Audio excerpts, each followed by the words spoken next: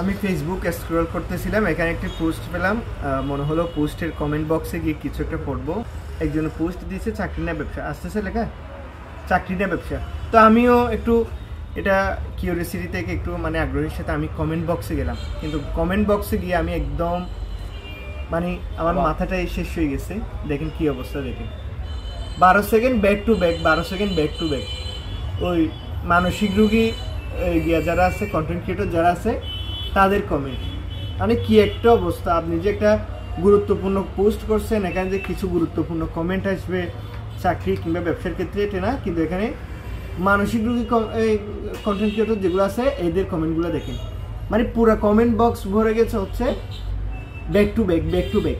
আমার কথা হচ্ছে যারা কন্টেন্ট ক্রিয়েটর করতে চায়, ক্রিয়েশন করতে চায়, তাদের থেকে কখনো ফলো লাইক এগুলো খুঁজে নিতে হবে না। তাদের কন্টেন্ট যদি ভালো হয় অটোমেটিক মানুষ লাইক কমেন্ট করবে, শেয়ার করবে। তো এগুলো কোনো মানে আছে?